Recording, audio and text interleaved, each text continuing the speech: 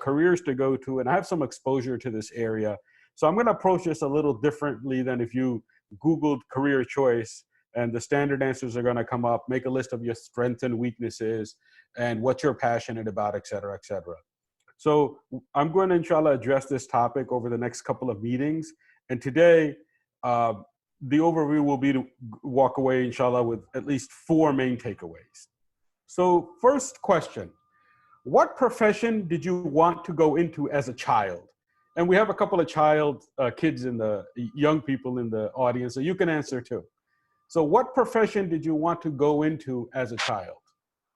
Athlete. Sorry, someone was speaking? Yeah, was that yeah, my name is Amina. I'm 16, but when I was in 1st grade, I wanted to be an astronaut. So that's something that I wanted to do. I don't think I want to be an astronaut anymore, but. Okay, very good. Any other takers? What other professions did you want to go into as a child? I wanted to be a professional athlete. Okay, athlete. Okay, Hakeem, yes? I wanted to be a marathon runner. Marathon runner, okay. Do you still want to do that, Hakeem? Yeah. Okay, mashallah. Any other takers? Let's get some adults, okay? Because the younger ones are supposed to have experience from, learn from our experiences. So any adult want to be honest and say what they wanted to do when they were 6, 7, 8 years old? No takers? I was my dream or my hope that I was gonna be an engineer. Yeah, and I got the bachelor in engineering, but I did not make it as my professional. Yes, I wanted to be a pilot. I wanted to be a pilot. Because I was born in Pakistan, and PIA was advertised everywhere, Pakistan International Airlines, and being a kid, it was like, oh, wow, you can fly a plane, you know? So that's what I wanted to be. Okay, so inshallah, you have a couple of professions. Yes, sorry. Someone else? Yes? Oh, yes, it's me. Assalamu alaikum. Wa alaikum salam, yes. So in 1st grade, there's a picture of me wearing a suit for the school picture day. Mm-hmm. And carrying a briefcase. Apparently, I wanted to always be a member of management, although I don't remember this. And then, of course, I was told, I should be a doctor, which I'm not. So, okay, very good. So, Brother Aslam wanted to be executive. Okay, let's move on. Next, what are the factors that determine career choice? Like, as you get a little older, you begin to seriously think about it. Generally, for most of us, like in high school age, or as you're applying for college and even college. So what considerations do you make, or what factors determine what career you go into? Okay. So like what? Okay. So I would say about what subjects you enjoy, what you enjoy doing. Okay, subjects you enjoy, yes. Okay. What else? It's not a trick question. Anyone can call out, please. Okay, no one has said money, but we know it's money, okay? Yeah. Also, parental influence. Very good. Very good. Parental influence is a major factor. Excellent. What else? Maybe like your culture too, like what's valued. You said culture/values. Excellent. Very good, Sister Amina. Amina, sorry. What are the considerations?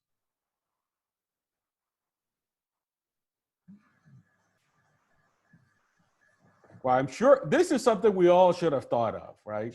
So far we have the subjects you enjoy, money, your parental influence, culture, and values. Anybody else have anything else? This might be related to the subjects, but the people that you look up to, or the professions that seem cool that that you idolize or something like that. Okay, influencers. Very good. Excellent. Influencers. Mentors. Influencers/mentors, and let's just say prestige profession, right? So Yes. The other thing is your ability and strength in that area, if you're able or capable of doing that. Exactly. Okay. Ability and strength, right? Excellent. So now, see, again, we always intellectually, when we build on each other's ideas, we always, what always comes out, we know more than we think we know, right? So this is very good. So these are the factors we have: subjects you enjoy, money, parental influence, culture and values, influencing of mentors, like influencers or mentors, the prestige of the profession, and your ability/strength. Okay. So what is the main purpose of our existence?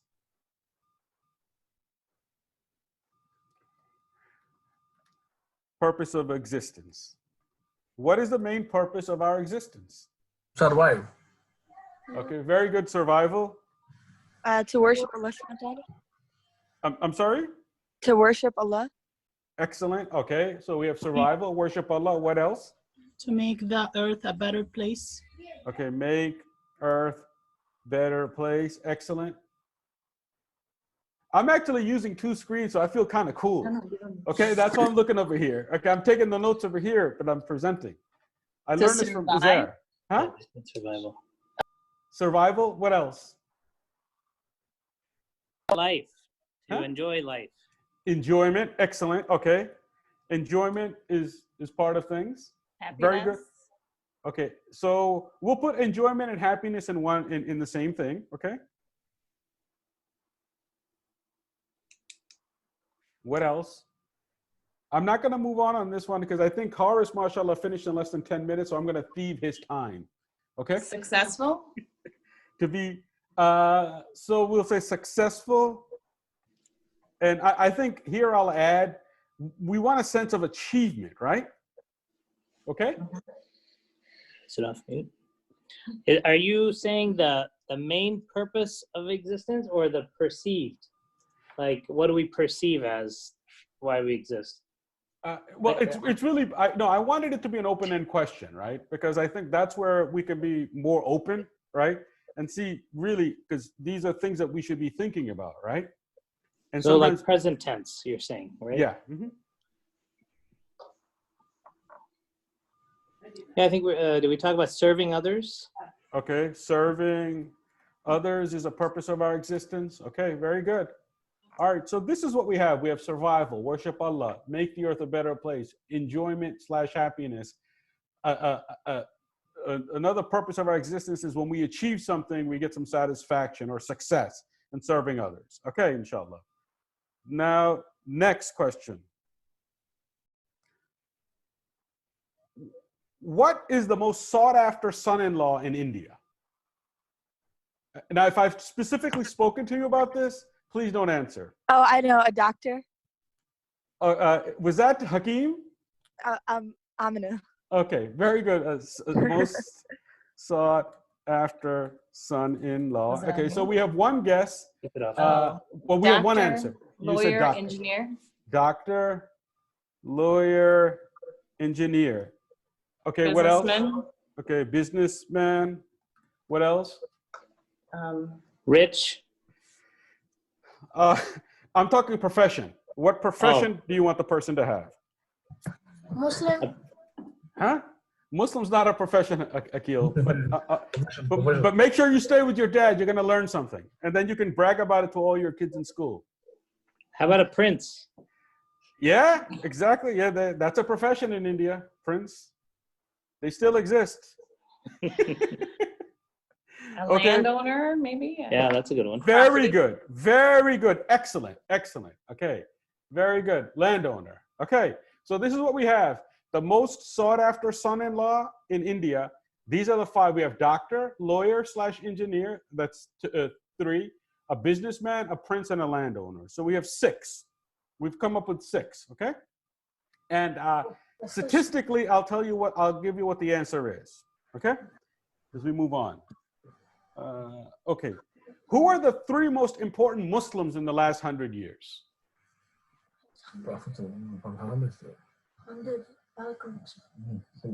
Malcolm X. Important Muslims. Who said Malcolm X? Akil. Akil, mashallah. Mashallah, Akil. Okay, who else? Guess. Hakeem has his hand up. Muhammad Ali. Muhammad Ali. Yes, who else? The Nizam of Hyderabad. Nizam of Hyderabad.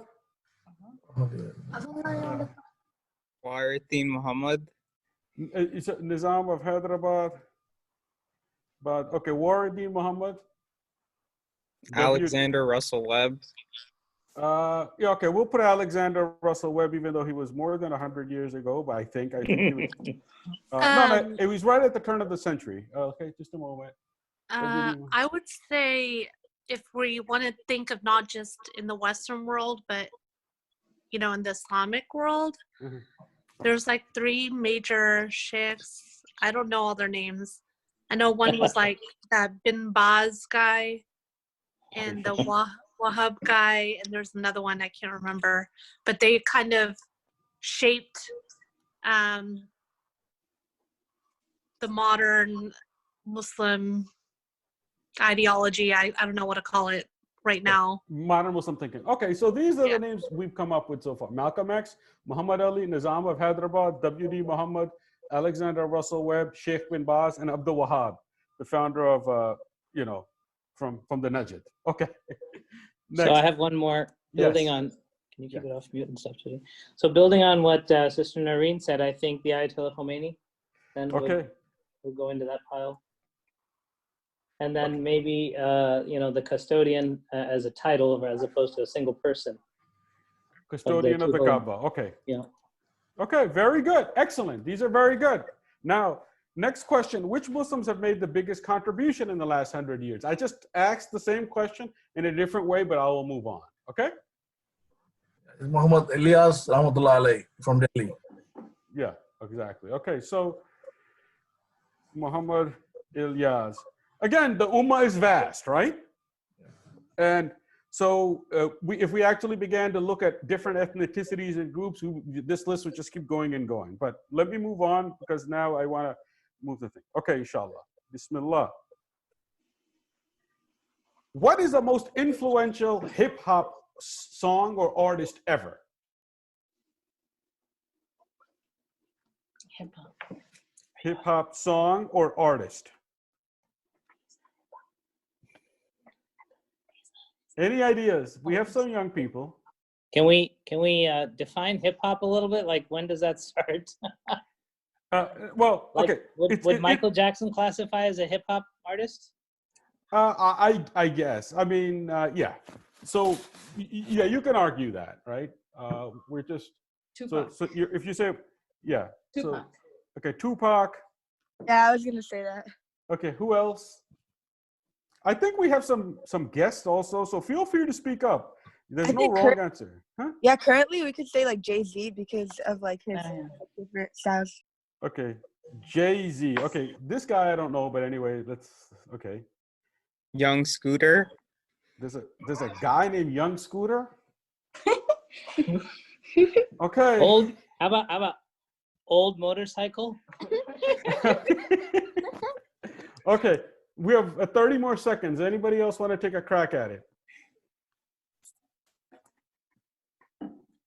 Okay, this one it's a slight, okay. So what we have for the most famous or influential hip hop song artist ever are Michael Jackson, Tupac, Jay-Z, and Young Scooter. Okay. Now, who's this? Yes, this you can call Muhammad out. Ali. Muhammad Ali. Muhammad Ali. Okay, so what I'm going to begin to argue now is this. Here's the name, here's the career. I would argue Muhammad Ali has had a significant impact on humanity, right? Not just as an athlete, but as a humanitarian, as a political activist, right? He's standing up against the Vietnam War on race relations.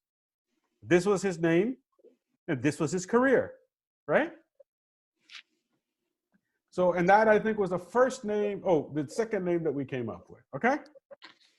Who's this? Any ideas? Fazlur Rahman. Excellent, Fazlur Rahman. Fazlur Rahman is the structural engineer for the Willis Tower, Sears Tower, a Muslim of Bengali origin. Every single high skyscraper built post Sears Tower has used the same basic structural mechanism that he basically developed. Every single one, from the towers in Malaysia to Burj Khalifa, I think in Dubai. Every single skyscraper built after the Sears Tower has used the same basic formula. Yeah. And who was it developed by? Fazlur Rahman, a Muslim Bengali origin. So what are we arguing here? Fazlur Rahman, that's his name. His career was what? Engineer/architect, right? So first one was an athlete, and that athlete was dyslexic. Okay, does everyone know what dyslexia is? Okay, dyslexia is someone who has little difficulty reading. Okay, so what I'm arguing, and just in this, and I'm not saying that these are the most influential, I'm just trying to look at it from a slightly different perspective, okay? One is an athlete, the other is an engineer. Anybody know who this is? That's a difficult one. Who's this? He won the Nobel Peace Prize, right? Very good. This is Muhammad Yunus. Muhammad Yunus. The winner of the Nobel Peace Prize. Now, Muhammad Yunus, he has a PhD from, I think it was University of Colorado. I forget. So don't quote me on that. I know it's being recorded. But he had a PhD in economics. He went back to Bangladesh, and he was teaching on a college campus. He was teaching economics, and he taught for a few years. And he said, I keep teaching these economic theories, and as soon as I walk off the campus, there's rampant poverty. So what did he do? He took one of his students. He went to an area in the market, and he loaned $17 to 42 women. $17 to a total of 17. Not that he gave 17 to each. He loaned a total of $17 to 42 women. And what happened is he got all that money back, and then these women, they did not have to deal with the money lenders who were charging like 50% interest rate. And he came up with the idea of microfinance. He said one of the ways out of poverty is we actually need to lend to people who are poor and needy. So basically, Muhammad Yunus challenged the entire banking infrastructure in the West for 6 centuries, which is the poor are not creditworthy. The poor, you can't give any loan to anyone without collateral. And he wins, and he develops a $6 billion bank. And of all countries in the world, where does it start? Bangladesh. What did even Henry Kissinger say about Bangladesh? He said it's a basket case. It's publicly documented. Henry Kissinger referred to Bangladesh as a basket case. And on this list so far, we have 2 people of Bengali origin, Fazlur Rahman and Muhammad Yunus. And the point I'm making is that of the most unlikeliest of places, someone developed an alternative banking paradigm to the existing Western paradigm from, at that time, he was teaching at the University of Chittagong. So a banker and activist. And when asked a question, who has made a contribution, he is responsible, and his bank, Grameen Bank, for pulling tens of millions of people, if not hundreds of millions of people, out of poverty. Because just in Bangladesh alone, they pulled a lot of people out of poverty. Okay, next. Anybody know? Yeah, sorry. Mm-hmm. I just want to mention something about microfinance. Mm-hmm. I've been involved with a website called kiva.org for many, many years. Maybe coming on 10 years now. I have about $5,000 collectively in the system, of which, it's a microfinance website. So the money, as long as I reallocate it to another person that's asking for a loan, It just cycles through. That money, I was just looking up the website as you were talking. So far, it's done $20,000 worth of loans, 362 loans total, of which my loss, because it calculates when people default, has only been $48. So it's a very powerful concept, this microfinance. Okay, you're very good. Okay, yeah. Okay, I don't want to digress, but somebody put that then Narendra Modi on the as an attendee. Can that person identify themselves? Hello? Can whoever said that the Narendra Modi identify themselves? Okay, so whoever is running the meeting, just cancel whoever that person is. Because if it was meant to be a joke, we could all joke, but if they're going to be a thing, then take them out of the meeting. Horace? Okay, we can go on? Yeah. Okay. No, you can set your name. Okay, who is this? Any ideas? Yeah. Any ideas? Who's this? This is the guy that holds the record for the most kills in combat. Exactly. In a fighter jet. Yeah. This is Emmy Marlin. Wow. Emmy Marlin was a pilot in 1965. He owns the world record in kills. He had 6 kills in Air Force combat in a dogfight in 60 seconds. Let me repeat what I just said. Really? Emmy Marlin had 6 kills in 60 seconds. It is still the world record. And mashallah, he was a religious person in his life. Okay? Right? See that? He's a religious person in his life. Okay? So this is what we have. We have Muhammad Ali, the athlete. We have Fazlur Rahman, the engineer and architect. We have Muhammad Yunus, the banker and activist. We have Emmy Marlin, the soldier and the pilot. All right? So we're up to 4. Who's this? Looks like Coach. Yeah, I was going to say the same thing. Okay. I'm going to play this video. Hopefully you can see it.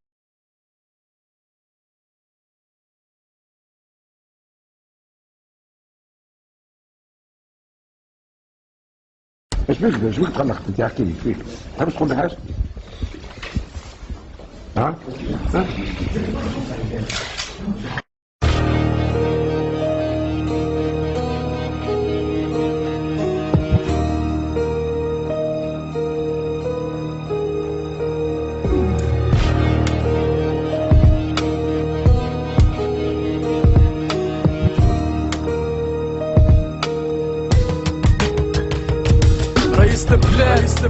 هاني اليوم نحكي معاك باسمي واسم الشعب الكل اللي عايش في الاحلام 2011 ما زال فما شكون يموت بالجوع حب يخدم باش يعيش لكن صوته مش مسموع اهبط للشارع وشوف لعبت ولا تحوش شوف الحاكم بالمتراك تاك ما على بالوش مادام ما فما حد باش يقول له كلمة لا حتى القانون اللي في الدستور نفخو وشرب ماه كل نهار نسمع قضية ركبوها له بالسيف بورطال حاكم يعرف اللي هو عبد نظيف نشوف في اللحلش تهرب في نسال ما تحاجبين زعما ترضاها لبنتك عارف في كلامي بك العين عارف مادامك بو ما ترضاش الشر لصغارك الور هذا ميساج عباره واحد من صغارك يحكي معاك من فرنسا رانا عايشين كلك لا باش ترى الشعب عايشين الذل وذاقوا من كاس عذاب رئيس البلاد شعبك بلادك شعب تمز بلا ثلاثه هاكا تشوف اش قاعد صاير في البلاد مآسي باردو ناس ما قادش فين تبات هاني نحكي باسم الشعب اللي ظلموا واللي نداسوا بالصعيد بلاد شعبك بلادك شعب تمز بلا ثلاثه هاكا تشوف اش قاعد صاير في البلاد مآسي باردو ناس ما قادش فين تبات هاني نحكي باسم الشعب اللي ظلموا واللي نداسوا بالصعيد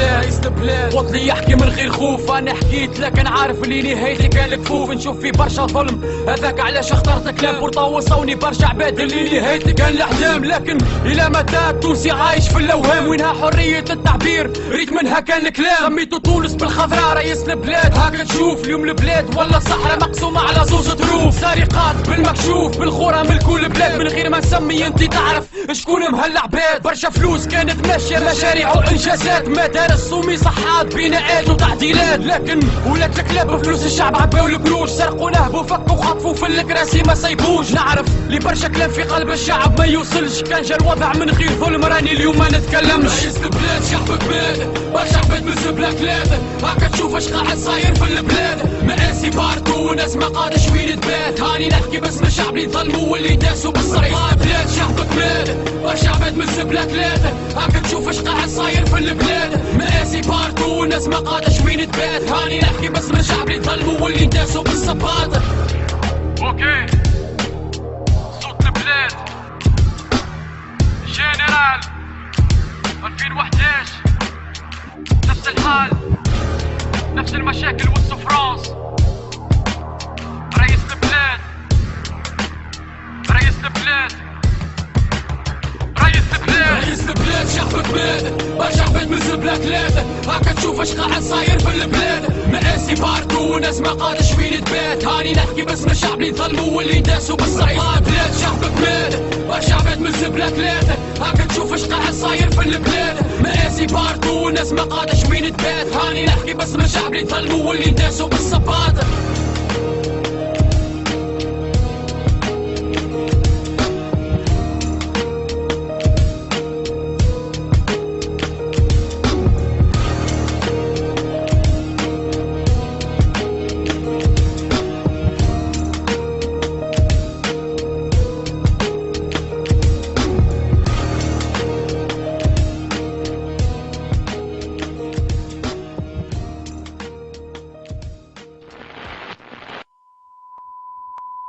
You can see my screen now? It's green. It's green? Yes, we can Okay, see. now we see him. We can see it. Okay, all right. I think everybody knows who this is, right? No. Okay. This is AQ Khan. Yep. So what we have is we have six.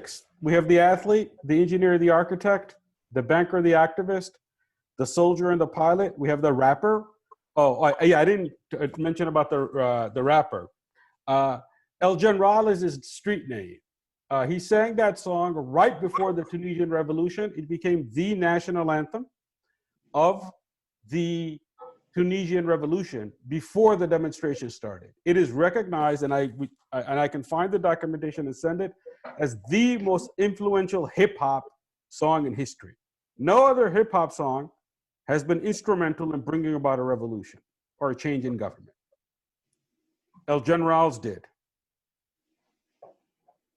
And yet, just on a side note, the grandfathers of rap are a group called the Last Poets, originally from Bedford-Stuyvesant in Brooklyn, Mike Tyson's neighborhood. And they were a Muslim group.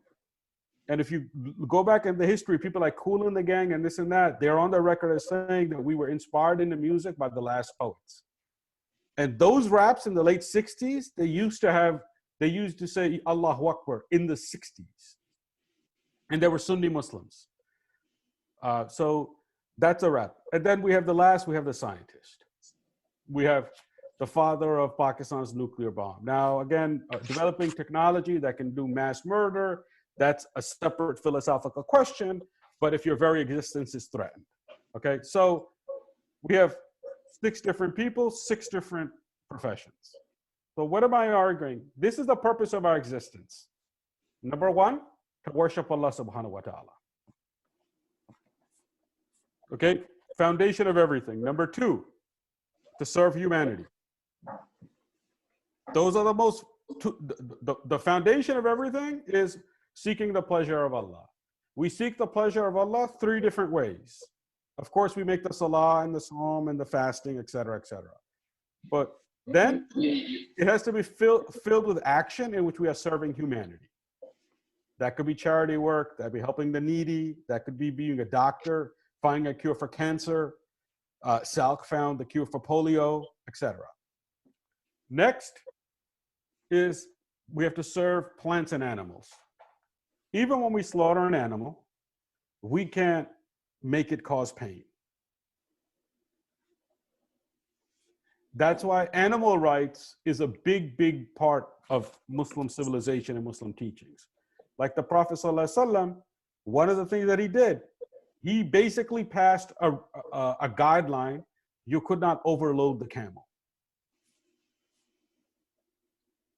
In theory, even in a state of war, we were not allowed to cut down trees because you're damaging living creatures. So even planting trees is a form of worship and seeking the pleasure of Allah. And lastly, we are responsible, the purpose of our existence, we're supposed to take care of the waters and the earth. Any inanimate object. Any inanimate object. Like we just can't say, well, the mountain doesn't really live, this rock doesn't live, so we can mistreat it. Even a rock has its rights. So what I want to go into now is, these are the key lessons. The first, because I wanted to lay the framework, because generally we know how the decisions are made, and I had to stop using the screen thing. So I can't look back at my notes, and I don't want to disrupt the thing. One, historically, when we've chosen professions, and this is where this specific presentation is a climax, we look for stability. The most sought after son-in-law in India from 1947 to the mid-90s was the government servant. This is documented multiple places, even by Nindrani Nilekani, the founder of Infosys.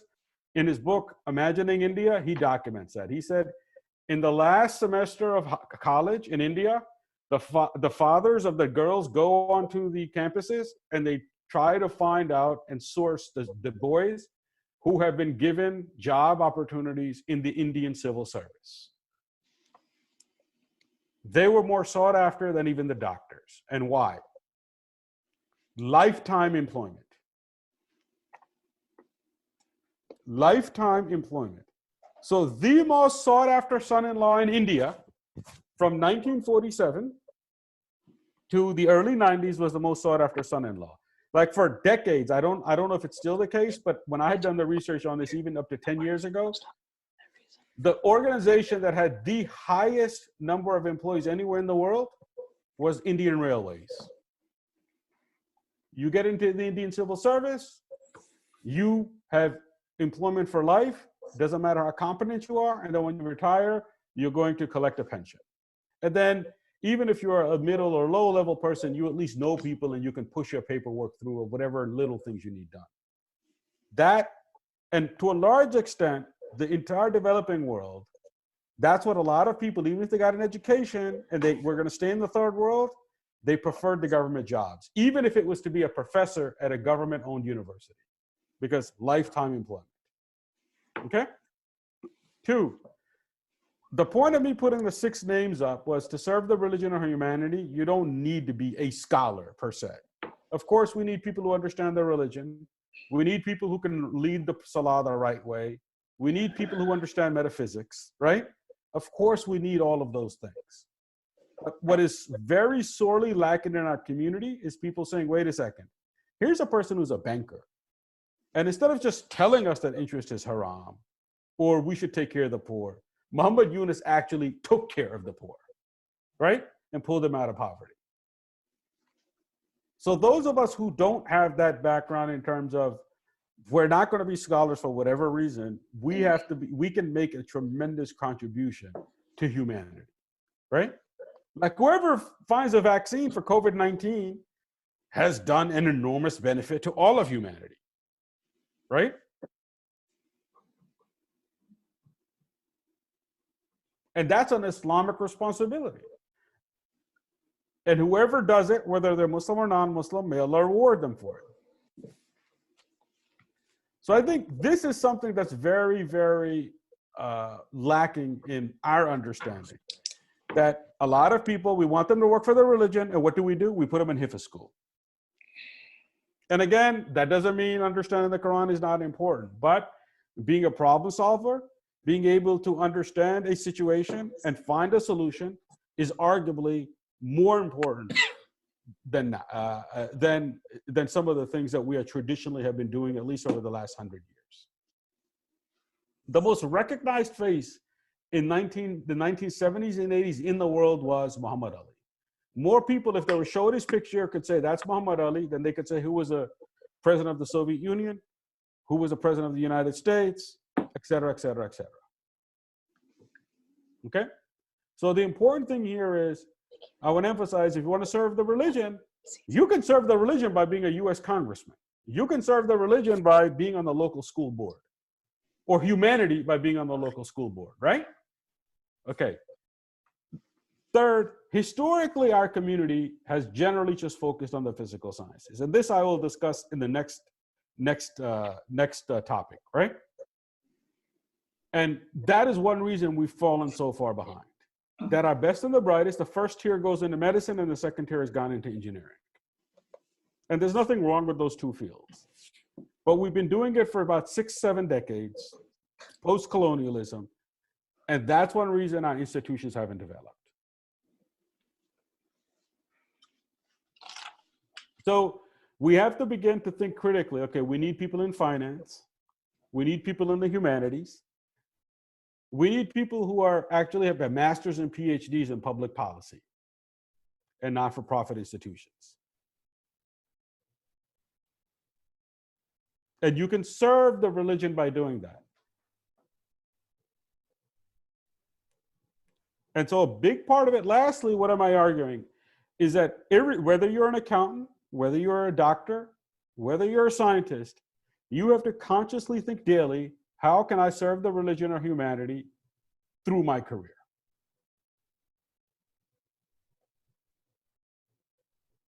Serving the religion or humanity is not just the job of the imam or the scholar or the sheikh. It is all of our collective responsibility. So if we go back to this, we can argue who's made a bigger contribution to help the poor than, say, Muhammad Yunus in the last 50 years. Even in the West, he's recognized as the most relevant person to actually put together a plan and execute to pull people out of poverty. The only other project that's been more successful than that is at the state level by the Chinese government, right? Who's been, okay.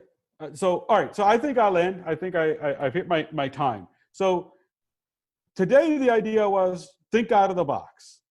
And then we can talk about specific clear selections in session. So I think I hit my